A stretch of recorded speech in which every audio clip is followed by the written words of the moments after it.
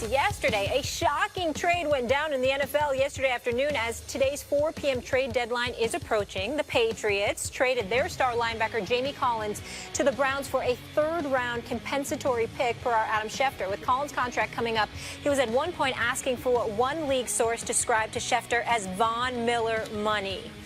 Hermy Herb. That's never good. How are we doing, Coach? I'm doing good. Good to see you. How will this Collins trade affect New England? Won't affect him one bit. I mean, when you think about how they were using him, he's a fantastic player, a fantastic athlete. Call him really like a joker in their coverage, and the fact that they use him in a multitude of ways. He's a good rusher at times. He's a spire or the quarterback or a running quarterback. He's good in coverage as far as covering a guy man-to-man. They put him in the hole a lot when we have what we call single safety high. Yeah, he's a free defender where he can make a lot of plays in space.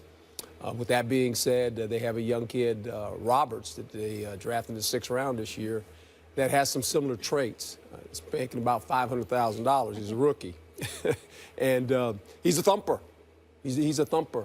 Collins was not a thumper. I mean, he's athletic now. He's very athletic, makes a lot of plays for him. But this is the New England way. I mean, we've seen this before with players. And Bill decided, right now, I'm going to do it.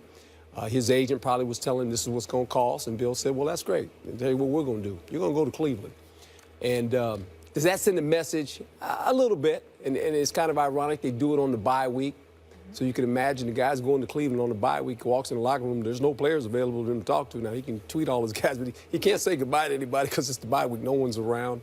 But this is a typical New England move. I mean, a guy that basically was not a starter anymore. He was a rotation player. He played 48 snaps last week, had 70 snaps in the football game. So not unusual. I mean, this is what they do. We've seen this before. Max, Coach. This stinks. Yeah. It stinks to the high heavens. I hate this, and here's why. I'm certainly not questioning the football acumen of Bill Belichick. First of all, I ain't qualified to do so. This man is great, and we understand None of us are. This man is great. We understand that. What stinks to the high heavens to me, you got a guy like Jamie Collins who has produced for this franchise. He's third on the team in tackles. Yeah. At 31 tackles, 12 assists. He's third on the team in tackles. This is where he starts out his career. He goes out there, you encourage dudes and implore them to do their job. They perform for you at a relatively high level. And you know what you do? You move them. I have no problem with moving them. It's the business. I get that. But there's something that stinks about this, fellas, ladies. When you go from the favorites, arguably, to win the Super Bowl championship to a winless team. Don't tell me that the Cleveland Browns were the only dudes out there you could have got a third-round compensatory pick for Jamie Collins. Don't give me that. I don't believe it for 1 second. I'm not saying, I'm saying that there is somebody out there that was willing to give that.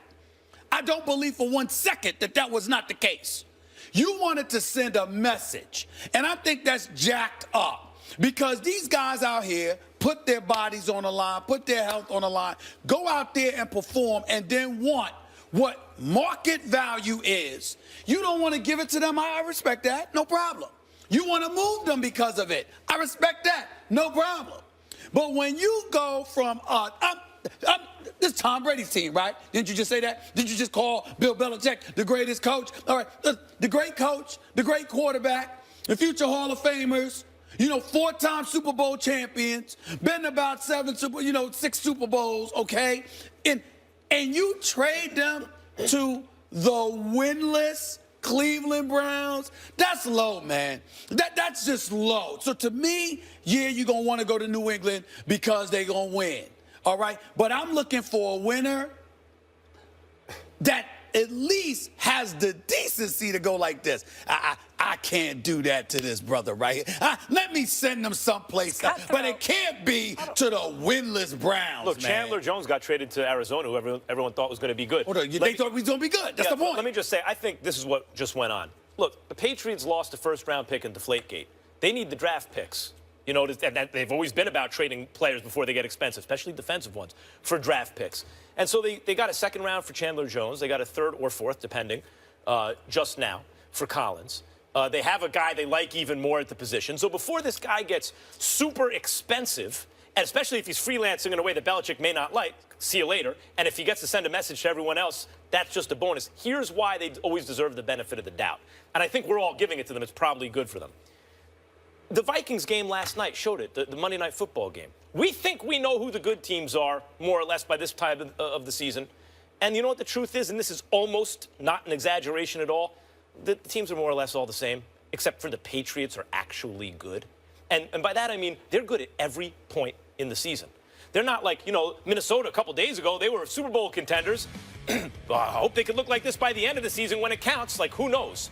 Various teams are good and bad to one degree or another throughout the course of a season. They hope they get hot at the right time. But the Patriots are always good. Since 2002, they haven't lost 3 in a row.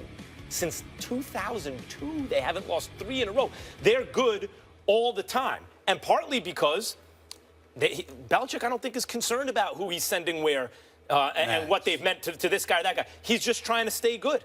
So he just got younger, cheaper, maybe better. Max Kellerman, you trying to tell me, again, I'm not disputing making a move and getting the compensation. I'm saying to you, you couldn't have sent the brother someplace other than winless Cleveland. He doesn't want to play. I mean, you put nothing to that. You act like why did Chandler he doesn't Jones have to go to worry Arizona? about it with these wait a with minute. the Browns. Stop bringing up Arizona. Arizona was in the NFC Championship game last year. When he went there, the belief was they were still contenders. Right. We all know that's not the case with Cleveland. Max, Right, that's what I'm saying. It doesn't really. In one example, he sends a guy to a place that's supposed to be good. In another place, he's supposed to be bad. I'm talking about this. I'm talking about this. I'm saying to you, you got no issue. There's nothing inside of you that says there's something to them sending him to Cleveland, the a ultimate winless competitor, Cleveland why do you Browns. care? He doesn't care. They are The on Browns course. aren't They gonna are beat on him. course right now to literally go to the Super Bowl, if not win it, the way Tom Brady is playing. And you just finished waxing Buffalo on Sunday. thinks he doesn't You need come home. I'm just saying. I'm not saying that. I'm saying there's something low about that. Huh? That's all I mean, I'm listen, saying. Coach, I'm usually pro player. But in this case, for this franchise, I think they have enough equity to do what they want. And I agree not with get a that. second Nobody's guess. Here's questioning my that question. equity. There's nothing to that. Here's my question. Nothing? Why is it the greatest coach ever, who used to be a great defensive coordinator, won't pay defensive players? Does that mean something? No, it's not so much a defensive player. It's the position you pay. There's a scale of what they believe in their mind they're willing to pay a player, and that's it. And they're not going over it. Tom Brady, different example. Tom Brady's going to be there. We'll see what happens with Gronk, right? But help me out here, Coach. Yeah, you're funny. You're saying what you're saying because I'm going to tell you what used to happen in my era. You know where they sent you? Buffalo. I'm just saying. I'm saying when they did that, He's getting punished? Hold on, when they did that, what were they doing? He's Hold on, chosen, y'all. Stephen A. What were they doing? I just sent a little message. No, what was the message? A little message. Just a little message. Okay, Super Bowl team, you can go to this team now. You'll get your money, but guess what? You'll probably never win. And I'm saying, and why would they do that? That just because that's what they do. That's what they do. But why would isn't this guy? Isn't it reserved for specific players? Like, for example, if you get on my nerves, I'm gonna send you there. Well, I mean, because it's known that no one I'll wants point to out go that there. Vince Wilfork is boys with the owner, and that doesn't protect you in New England, right? He doesn't Only have one that that has I'm protection talking about is Brady. winless is Captain America. Cleveland. Right. Captain America is the only one that has protection. He wears number 12. I'm talking about National winless treasure. Cleveland. But you know what right that's now. called? I love Hugh Jackson. I think Hugh Jackson and Sashi Brown and DePodesta has them moving in the right direction regardless You know what of their that's called? record. But I'm talking about right now. No, you know what it's You're called? literally going to win the Super Bowl this year, and you It's wake up one called- day and you're going on a winless team. It's called a muscular move. The best moves are the ones that accomplish the most all at once. That's in chess, in writing. That's a muscular sentence. That's a muscular move. You just totally And the other players on the he team sent are a message. paying They got attention. younger, cheaper. They got draft picks. Message could be part They of it. got a good basketball team. Yeah, they do. Baseball And a teams, baseball baseball team. teams It's World on the Series. come up. Come in That city's cycles. got a lot Now the going Browns on. eventually be that team. It's not as Jamie bad as Ball cycle, we though. gotta go to Jamie break. Collins got screwed. Who? The First Take, Your Take viewer contest is here. You could win a chance to debate Stephen A. and Max right here on national TV. All you have to do is go to firstTakeYourTake.com, upload a 1-minute video with your best sports debate. Keep it clean, no music, team logos, trademarks, or copyright material. 2 winners will be selected by our show staff, and we could see you at the debate desk taking on Stephen A. and Max. Here's a few of our latest submissions. There is no way Tom Brady should be MVP this season. And there's so many reasons why. As great as Brady's been, Garoppolo had an 89.5 QBR in his 2 starts. Brady in his 3 starts has a 92. So he's not even 3 points better in QBR than his backup. Tom Brady can absolutely win the MVP in 12 games. He's played outstanding these first 3. And if he plays close to it the rest of the way and the Patriots go 10-2, 11-1, which is very possible, he could definitely be a leading candidate. I think it's the equivalent of Steve Kerr being the coach of the year last year after missing a third of the season. But what I wanted to point out is you have a lot of guys who have a phenomenal season. You have to look at these guys like Matt Ryan, Phillip Rivers, Ezekiel Elliott, Drew Brees. These guys are having great seasons. I know the season's not over yet, but we have to take consideration when all these things come. What do you think, guys? Well, I didn't know what that noise was in that background for the one guy, you know, the Will Kane lookalike. Background the music? Will Kane lookalike. Oh, I didn't know what was going on with that. But they were all right, but it wasn't comparable to what we saw yesterday and the day before. We had some hype videos. Those were okay. Yeah. Okay. Yeah. I keep on bringing up the hip-hop comparison, but doing this for a living, it's like a rapper. So-and-so has the best lyrics, but so-and-so has the best delivery. It's not, none of that really matters. It's the lyrics and the delivery. It's not one or the other. You need both. You need the content and you need the flavor, both. All so right. here I heard some content, but some flavor was missing. Challenging the people. I get it. First Take is brought to you by the new Bacon King Sandwich. 6 strips of crispy bacon piled atop a half pound of 100% beef. Only at Burger King.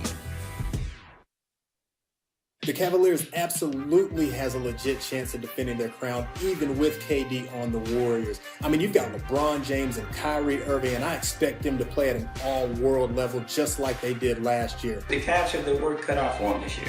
For starters, they're going to begin the season with a little bit of championship hangover, and they're definitely going to miss glue guy and key contributor in Matthew Dellavedova. Toronto's going to be there. The Celtics are better. And for some reason, LeBron usually has trouble with Derrick Rose-led teams. But they have LeBron James, the 3-time NBA champ, 4-time NBA MVP, and the list just goes on and on. Not to mention the man almost averaged a triple-double in the playoffs last season. 26 points, 10 boards, 7 assists, and an insane 844 minutes played. And he's 31 years old, but the hairline, makes him look like he's 55. Volume, though, in your hair, my friend. That guy had something. Those guys were solid. Got to leave the joke at the end didn't work, but otherwise he was good. I like the one with the nice kitchen. What's up with the dude with the coffee mug? I mean, what was that collar about? was up in the back. We have mugs and drinks and stuff. Well, I think that's what he was trying to do. He was trying to copy us. No, we don't need you to copy us. We are us. Be you. But other than that, it was cool. All right, let's move on. In a letter written to his younger self on the Players Tribune, 2-time NBA champion Ray Allen has announced his retiring. He currently holds the record for the most 3-pointers in NBA history. Your reaction, Stephen A., to Allen hanging him up? I'm going to miss him because he's class personified. I know him. I know his family. They're wonderful people, especially his mama. Love her dearly. He's one of the great shooters in NBA history. Career 40% three-point shooter, which was a big deal because he was doing it when the NBA was rougher and it wasn't as easy to make those threes as he's doing it now. Reggie Miller's right up there. Larry Bird is right up there. But there's a legitimate argument that can be made that before Steph Curry came along, Ray Allen was the greatest shooter we've ever seen. And so I give him major props that he's class personified. Great guy. He deserves even more credit, I think, as a shooter because Steph Curry's like a mobile artillery unit because he's the primary ball handler and can also shoot like better than anyone. But Ray Allen was doing it at a time when the three-point shot was not as focused upon. People weren't. So he stood out differently than anyone else had, and he just looked pretty doing it too. Like Steve Nash could shoot the 3, but the shot was kind of ugly. Ray Allen was shooting it, and it just looked so good when he did it. LeBron James in the Miami Heat lose that title against San Antonio if Ray Allen doesn't hit that shot. Yeah, the corner. I mean, arguably for his era, when you factor all that in, maybe the greatest shooter who ever lived. That's right. Real quick, guys. Game 6 from Cleveland, Jamie Collins will be there. Stephen A. I'm not jumping off the bandwagon. I'm rolling with the Cubs. Arrieta needs to show up and handle his business. But Tomlin's only given up 1 home run in 7 starts and 41 innings. It's going to be tough, but I'm not jumping off the bus. I'm still going with the Cubs. If Cleveland's in a tight spot, Andrew Miller has just been going bananas this whole postseason. I like Arrieta in this pitching matchup. Oh, come on. I got to see the Cubs win this after all this time. Cleveland. Go Cleveland. Stop it. Greg Jennings is here tomorrow, and he has words for you. Can't wait. Got more words for Max. Greg Jennings is my boy. I've known him for years. I ain't worried about Greg Jennings. He knows to be respectful. He knows. He has no beef with Max. Stop it. No. Max can handle himself. We know. Max can handle himself. You can't handle yourself against Goldberg, though. I Me. like that shot you guys had. You need to put that on social media. Stephen A. needs to this yesterday. A shocking trade went down in the NFL yesterday afternoon as today's 4 p.m. trade deadline is approaching. The Patriots traded their star linebacker Jamie Collins to the Browns for a 3rd-round compensatory pick per our Adam Schefter. With Collins' contract coming up, he was at one point asking for what one league source described to Schefter as Von Miller money. Hermy Herm. That's never good. How are we doing, Coach? I'm doing good. Good to see you. How will this Collins trade affect New England? Won't affect him one bit.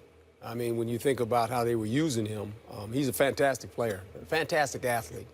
Call him really like a joker in their coverage, and the fact that they use him in a multitude of ways.